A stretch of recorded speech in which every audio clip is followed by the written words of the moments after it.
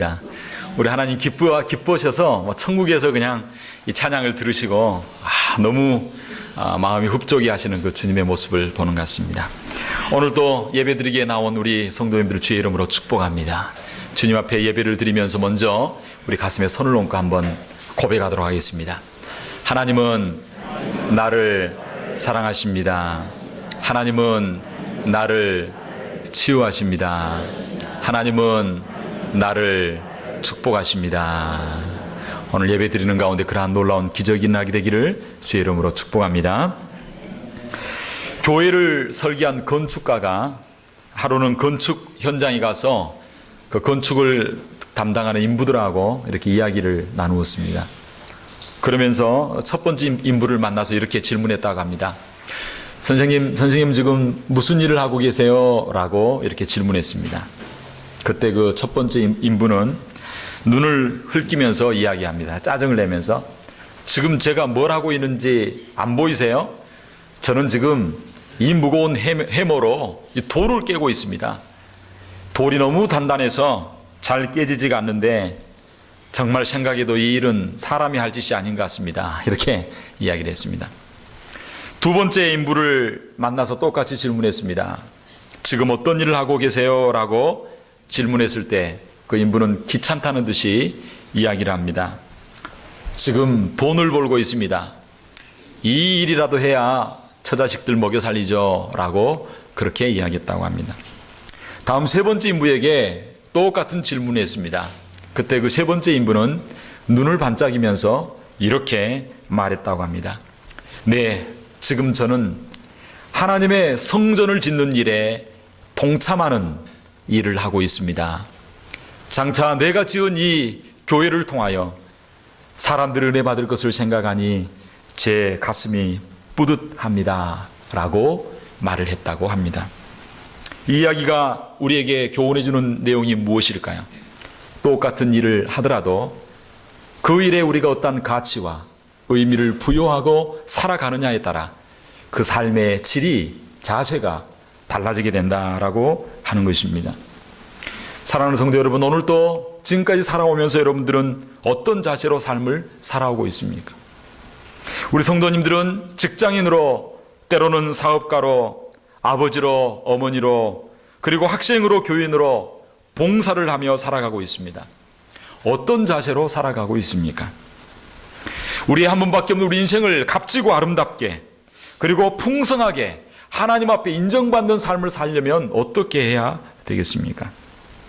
오늘 성경 본문은 우리에게 어떻게 살아야 할 것인가를 말씀해 주고 있습니다. 사실 오늘 본문 에레미야 1장의 말씀은 하나님께서 에레미야를 부르시고 그리고 그에게 소명을 주시고 그리고 사명을 주시는 그런 내용을 말씀하고 있습니다. 이 말씀을 통하여 우리가 배울 수 있는 것은 뭐냐면 우리가 이 땅 가운데 살아가되 사명을 가지고 소명의식을 가지고 살아야 된다라고 하는 것입니다. 소명이라고 하는 것이 무엇일까요? 영어로 말하면 콜링이라고 하는데 이 소명이라고 하는 것은 하나님의 부르심입니다. 하나님께서 우리를 부르실 때는요, 두 가지 차원에서의 부르심이 있습니다. 하나는 구원애로의 부르심이고 둘째로는 사역애로의 부르심이 있습니다.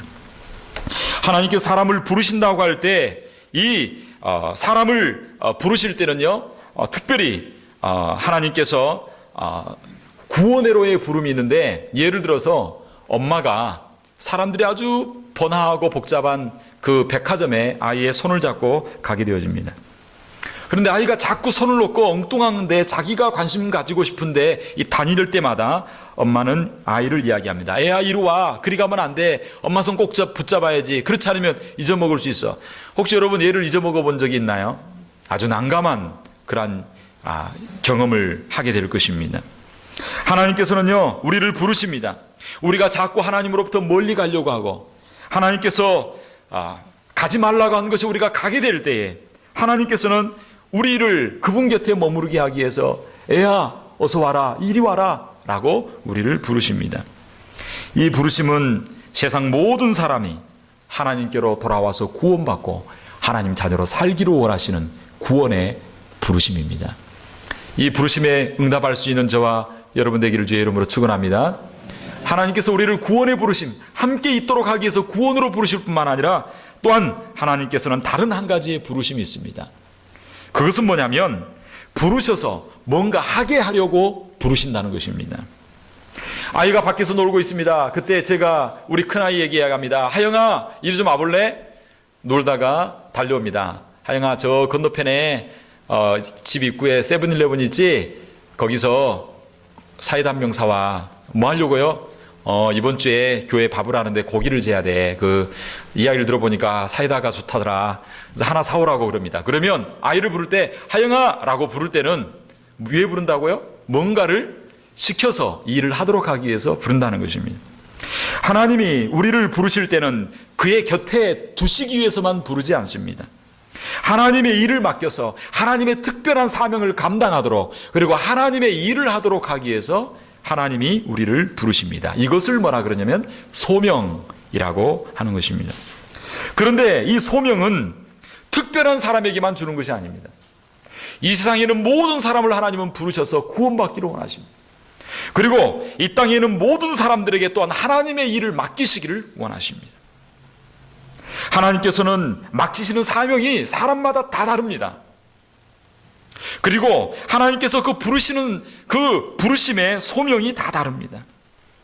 어떤 사람은 선교사로 부르시고, 어떤 사람은 목사로 부르시고, 어떤 사람은 내가 살고 있는 이 지역 가운데, 이 땅 가운데서 하나님 백성으로 살아가기를 원하십니다. 그래서 이 콜링을 칼빈, 종교개혁자들과 칼빈은 뭐라고 이야기하냐면 제2의 소명, 구원의 부름 말고 사역의 그 부름 가운데 제2의 소명이 뭐냐면 그거 바로 직업이다라고 이야기합니다.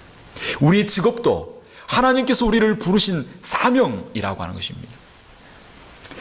사랑하는 성도 여러분, 오늘 우리는 어떻게 우리의 사명을 발견하고 내게 주어진 자리에서 의미를 부여하고 가치 있고 복되고 하나님 앞에 남기는 삶을 살 수 있겠습니까?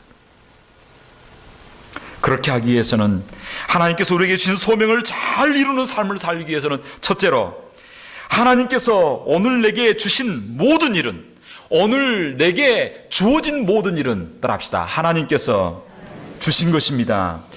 내게 주어진 모든 일이 하나님께서 주신 것이다 라고 하는 확신을 가져야 한다라고 하는 것입니다.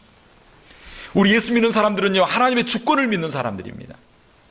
하나님의 주권을 믿는다라고 하는 것은 세상의 모든 것을 하나님이 섭리하시되 우리 머리카락 하나 떨어지는 것, 머리카락 하나 참새 한 마리 떨어지는 것까지도 하나님이 주권적으로 돌보시고 운행하신다라고 말하고 있습니다.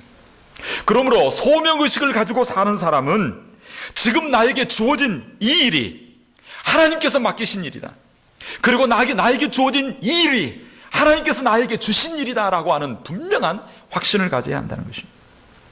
이것이 바로 소명을 따라 살아가는 사람의 첫 번째 자세입니다. 아이들을 양육하는 일이 아무리 작은 일이라도 이것이 하나님 주신 일이라고 생각해야 됩니다. 주부가 집에서 설거지하고 밥하는 일이 아무리 힘들고 그 누구도 알아주지 않는 일일지라도 이 일을 하나님께서 나에게 맡겨주신 일이다라고 생각하면 일하는 자세가 다른 것입니다. 교회에 나와 화장실 청소하는 일, 아무리 힘들어도 하나님 주신 일이라고 생각하면 자세가 달라지는 것입니다. 교회에서 목사로, 장로로, 권사로, 집사로, 교사로, 성가 대원으로 봉사하는 것이 하나님께서 나에게 주신 소명이다, 하나님께서 지금 나에게 맡겨주신 일이다 라는 자세와 믿음을 가지고 일해야 될 줄로 믿습니다. 오늘 이 자리에 있는 것도 하나님의 특별한 부르심 가운데 저와 여러분을 불러주신 것입니다. 그런데 어떤 분은 이야기합니다. 그거 목사님이 임명해가지고 마음대로 주신 것이지 그게 무슨 하나님 주신 것입니까? 교회를 통하여 하나님이 주신 것입니다. 하나님 맡겨줬다고 할 때 내 일의 가치가 달라지는 거예요. 사람이 맡긴 것이 아닙니다. 하나님이 맡겨주시는 것입니다. 사랑하는 성도 여러분, 우리가 일한 자체로 내게 주어진 직업, 내게 주어진 직분, 이 모든 것이 바로 하나님께로부터 왔다는 사실을 기억하고 힘있게 감사함으로 감당할 수 있게 되기를 주의 이름으로 축원합니다. 제가 아는 목사님이 일본에서 집회를 하고 난 이후에 일본의 아주 유명한 우동집에 한번 갔다고 합니다. 우동집. 저도 일본 지나가면서 우동 한번 먹어보려다가 보기만 하고 지나갔습니다. 왜냐하면 너무 비싸가지고 도저히 사 먹을 수 없어서 이게 일본 우동이구나 그렇게만 하고 지나갔습니다. 그런데 이 일본 우동집이 아주 100년 이상 전통이 있는 집안인데 제가 아는 목사님이 식사를 하는데 그 주인 아저씨가 그 연세 많은 그 주인장이 투덜투덜 하는 거야. 우리 자식이 말이야 집을 나가가지고 그렇게 말을 안 들은다고. 근데 우리 가업으로 이어온 이 우동집을 우리 자식이 좀 잘 감당했으면 좋겠는데 이렇게 애가 아주 망가져가지고 이 밖에 나가서 지금 집을 나갔다고. 그래 아들이 뭐 하세요?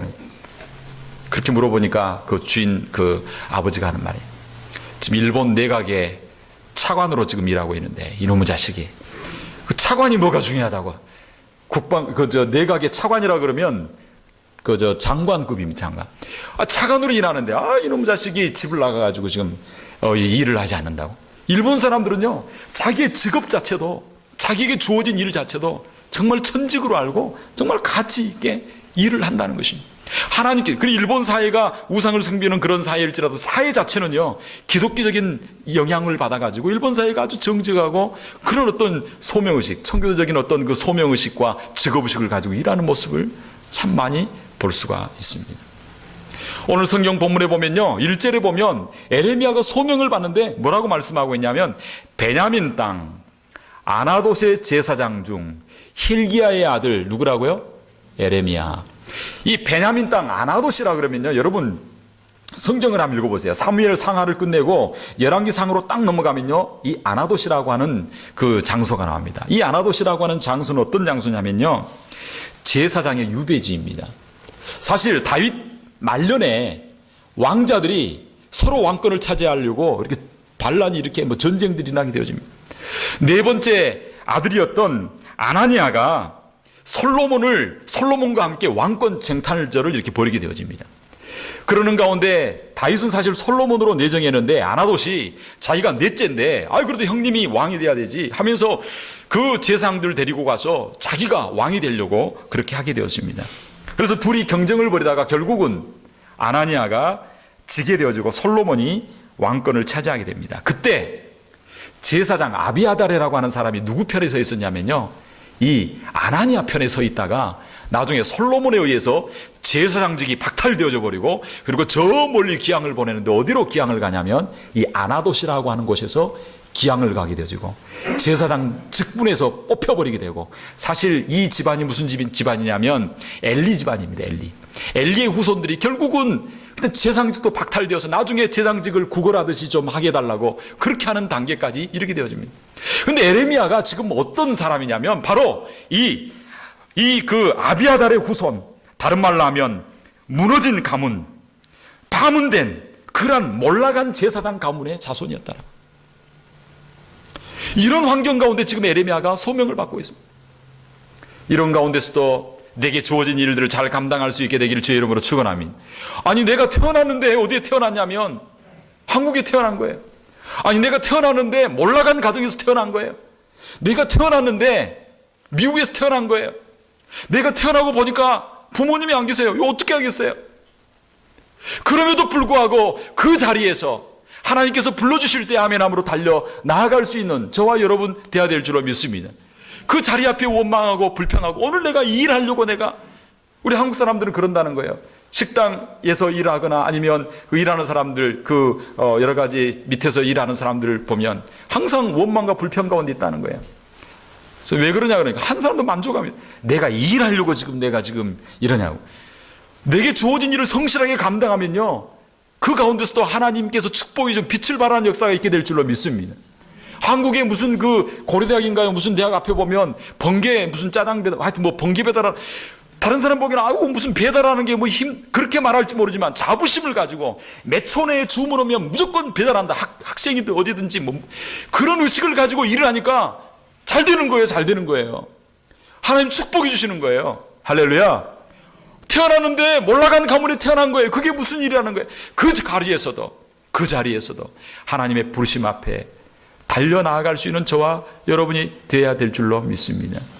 이 몰락한 가정 가운데 하나님께서 에레미야를 부르는데 뭐라고 말하냐면 이렇게 말합니다. 5절에 내가 너를 복중에 짓기 전에 너를 알았고 내가 태에서 나오기 전에 너를 뭐하였고 구별하였고 너를 열방의 선지자로 뭐했노라 세웠노라라고 말하고 있습니다. 에레미야가 모태에서 태어나기도 전에 몰락한 가문 가운데 아무도 알아주지 않는 그 황량한 그곳에서 태어났는데 태어나기도 전에 하나님께서는 에레미야를 알고 하나님은 에레미야를 구별하고 하나님은 에레미야를 세웠다라고 하는 것입니다. 에레미야가 태어난 것은 우연이 아닙니다. 뭘 하기 위해서? 하나님의 소명과 사명을 감당하기 위해서 하나님께서는 에레미야를 태어나게 하셨고 그를 구별하셨고 세웠다라고 하는 것입니다. 사랑하는 성도 여러분, 혹시 지금 내 가문이 기울어가고 사업이 어려워지고 건강은 좋지 않고 나이는 들어가고 내 모습은 아름다워지지 아니하고 혹시 그 누구도 나를 알아주지 않는다고 낙심하는 자리에 있습니까? 하나님만은 우리를 알아주시고 지금 이 자리에서 저와 여러분들을 구별하셔서 하나님께서 열방 가운데 선지자로 세우시는 역사가 있게 될 줄로 믿습니다. 하나님께서는 알아주십니다. 사랑하십니다. 그리고 구별하십니다. 특별히 구별하셔서 다른 사람이 할 수 없는 그 일들을 감당하게 하십니다.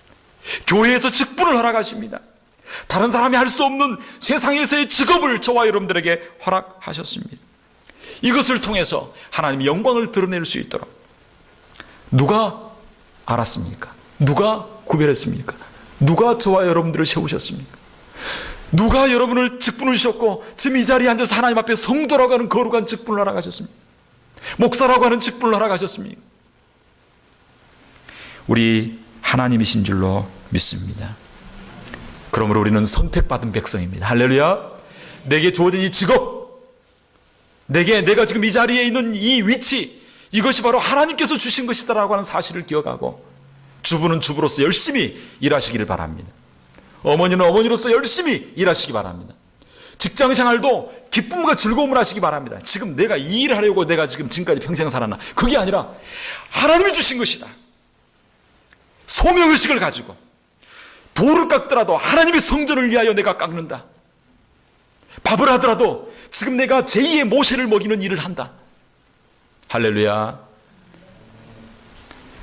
하나님이 나를 선택하셨고 하나님이 나를 세우셨고 하나님께서 나를 지금 이 자리에 있게 하셨다는 사실을 기억하면서 내게 주어진 자리에서 사명을 잘 감당할 수 있게 되기를 바랍니다. 땅끝은 멀리 있는 것이 아닙니다. 내가 땅끝입니다. 앞에 가서 정면으로 가서 한번 지구 한 바퀴 돌아보세요. 뭐가 나옵니다. 내 등이 나옵니다. 그대로 쭉 가서 나옵니다.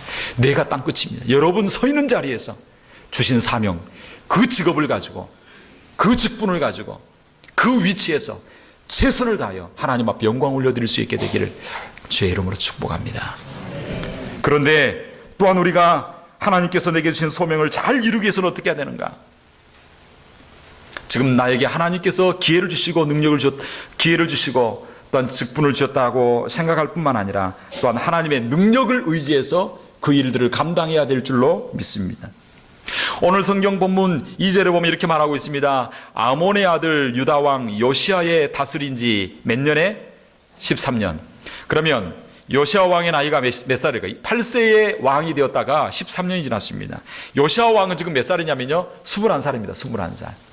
요시아 왕 21살, 요시아 13년, 이때 에레미야의 나이는 몇 살이냐면요 학자들이 여러 면의 연구를 하고 살펴본 결과 에레미야의 나이가 지금 소명받을 때 에레미야의 나이가 몇 살이냐면 19살. 많이 잡으면 20살. 19살 되는 에레미야입니다. 이런 에레미야에게 엄청난 하나님의 말씀이 임합니다. 무슨 말씀이 임합니까? 10절. 보라, 내가 오늘날 너를 열방 만국 위에 세우고 너로 뽑으며 파괴하며 파멸하며 넘어뜨리며 건설하며 심게 하였느니라. 이렇게 말씀하고 있습니다. 하나님께서는 지금 19살 에레미야를 부르시는데 뭐라고 말씀하고 있냐면 내가 너를 열방 만국 위에 세우겠다. 내가 유다를 위하여 이 마을을 위하여 노스베이 지역을 위하여 세우겠다. 이 정도가 아니라 내가 너를 열방 가운데 세우겠고 내가 너를 만국 가운데 세워서 내가 너를 높이 들었으리라. 굉장히 좋다라고 생각할지 모르지만 19살 예레미야에게는 부담된다. 지금 내 일도 잘 못하는데 내 집도 잘 처리하지 못하는 아직 어린 상태인데 내가 어떻게 열방 가운데 쓰임받을 수 있겠는가. 소명이 너무 광범위합니다. 내용도 너무 강합니다. 어떻게 한다고요? 뽑으며 파괴하며 파멸하며 세우고 건설하며 이런 일을 시킨다는 거예요. 에레미야를 통하여 우상 숭배를 무너뜨리고 하나님을 대적하는 것들을 파멸시키고 사단의 권세를 깨뜨리고 하나님의 나라를 세우되 유다와 예루살렘만이 아니라 전 세계 열방 가운데 하나님께서 그렇게 하시겠다라고 말씀하시는 것입니다.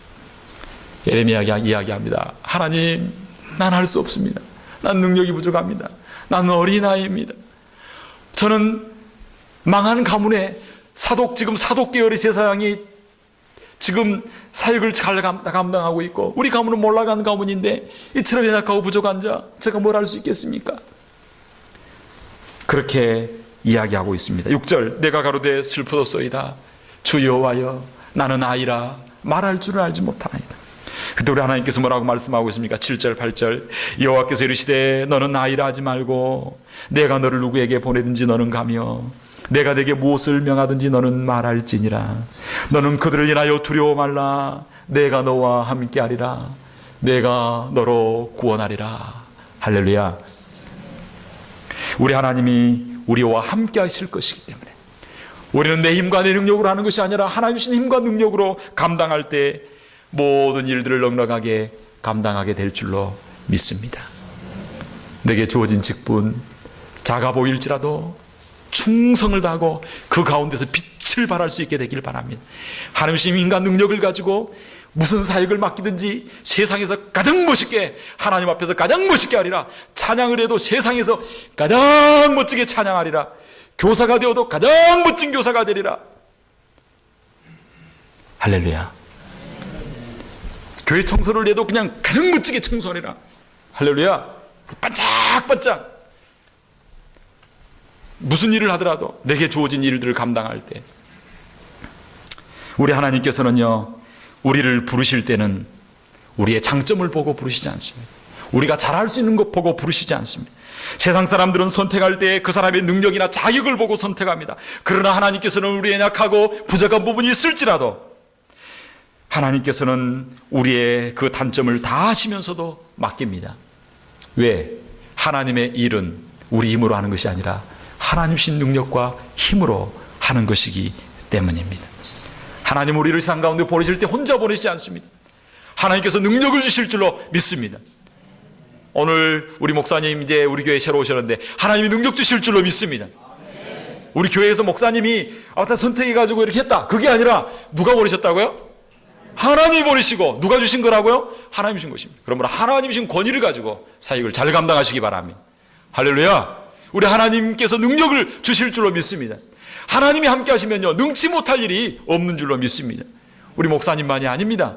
저와 여러분 모두 다 마찬가지입니다.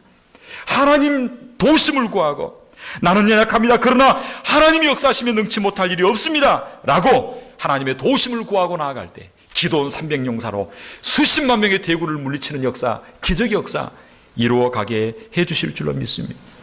지난주 성사님이 와서 보고를 했습니다. 성사님이 260개의 그 아마존 정글 가운데 밀림 지역 가운데 130개 교회를 개척하려고 하는 목사님 어떻게 130개 할 수 있습니다. 우리 교회도 같이 협력하고 하면 하나님께서 그 정글마다 교회를 건축하고 교회를 세우고 일꾼들을 세워서 파송하는 놀라운 일들을 우리 교회가 할 수 있을 줄로 믿습니다.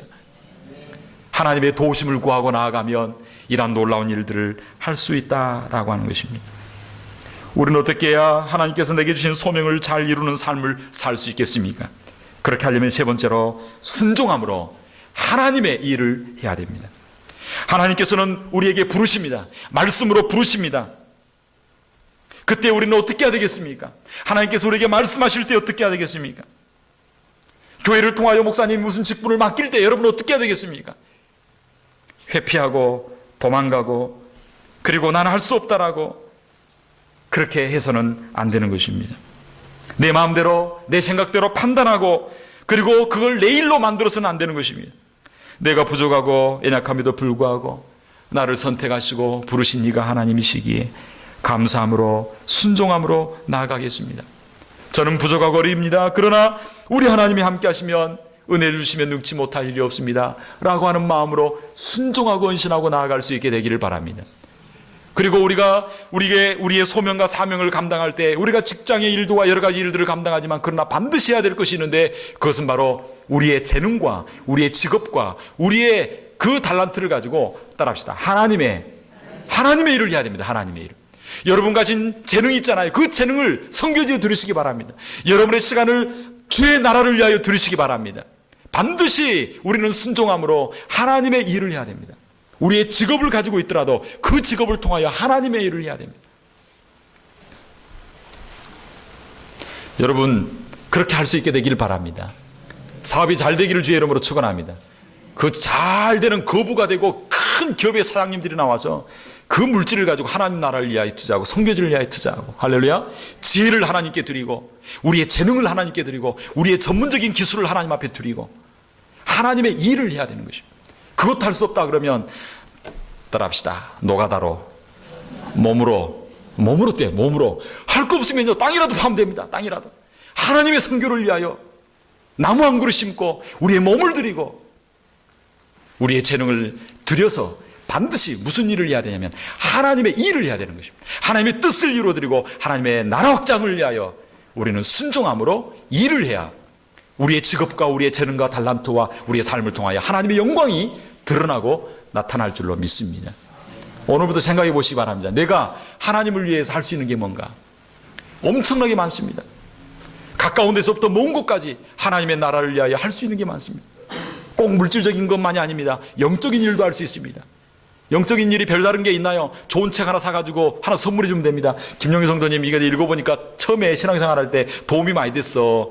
이 책 너무너무 좋아. 책 사가지고 저기 사로세 가가지고 서점 엘 까미노인가 뭐 하여튼 모르겠습니다. 하여튼 거기 한국마켓 하나 있더라고요. 서점 사가지고 우리 선물해 주는 거예요. 이게 바로 영적으로 도움을 주는 겁니다. 정서적으로 도움을 줄 수 있고요. 그 다음에 육체적으로 뭔가 일을 도와줄 수 있는 거고요. 우리가 하나님 나라를 위하여 할 수 있는 일들이 너무나 많습니다. 기도하시고 하나님 앞에 간구하면 지혜도 주시고 창의적인 능력도 허락하셔서 아주 놀라운 일들을 행하게 하여 주실 줄로 믿습니다. 소명에 이끌려 사는 사람은 내 일을 하는 것이 아니라 하나님의 일을 이루어드리는 것입니다. 하나님께서는 에레미야에게 일을 맡기셨습니다. 내 말을 내 입에 두었다. 너는 파괴하고 건설하고 뽑고 세우는 일을 하여라. 이 일을 하는 것이 힘들고 어려운 일이었습니다. 고난이 따른 일이었습니다. 그럼에도 불구하고 에레미야는 감옥에 갇히고 샘물에 빠지는 그런 고난을 당하면서까지 순종함으로 하나님 맡기신 일을 하려고 최선을 독신으로 살아가면서 일평생 헌신하며 살았습니다. 우리 주님께서도 우리를 위하여 우리를 구원하시기 위하여 하늘 보좌 영광 버리시고 고난의 길이지만 순종함으로 나오셨습니다. 우리를 위하여 피를 흘려 죽으시고 부활하심으로 저와 여러분에게 산소망을 허락하여 주셨습니다. 이제 우리 차례입니다. 이 시대를 살아가는 저와 여러분들이 어떻게 살아야 되겠습니까? 12제자에게 그 시대를 맡겨준 것처럼 2014년 10월 26일 이 시대를 살아가는 저와 여러분들에게 주님은 우리에게 사명을 맡기셨습니다. 내게 주어진 모든 일이 하나님께서 주신 것임을 확신하시기 바랍니다. 내 힘이 아니라 하나님 주신 힘으로 주의 일을 성취할 수 있게 되기를 주의 이름으로 축원합니다. 그래서 우리 일생을 통해서 하나님의 소명을 이루어드리는 삶, 하나님 앞에 영광 올려드리는 축복의 통로가 되는 저와 여러분 되기를 주의 이름으로 축복합니다. 이 시간 한번 기도하겠습니다. 기도할 때 하나님 내게 주어진 일 잘 감당하게 하옵소서. 아버지로서, 어머니로서, 주부로서, 사업가로서, 직장인으로, 그리고 교회에서 직분자로 하나님 주어진 사명, 이 직분을 통하여서 이 일을 통하여 하나님의 영광을 드러내는 자 되게 하여 주시옵시고 하나님의 일을 할 수 있는 자 되게 하여 주시고 하나님 주신 힘과 능력으로 직장의 일과 또한 내게 주어진 사역의 일들을 잘 감당할 수 있도록 도와주시옵소서. 이 시간 나같이 기도함으로 나가겠습니다. 기도하겠습니다. 살아계신 하나님 아버지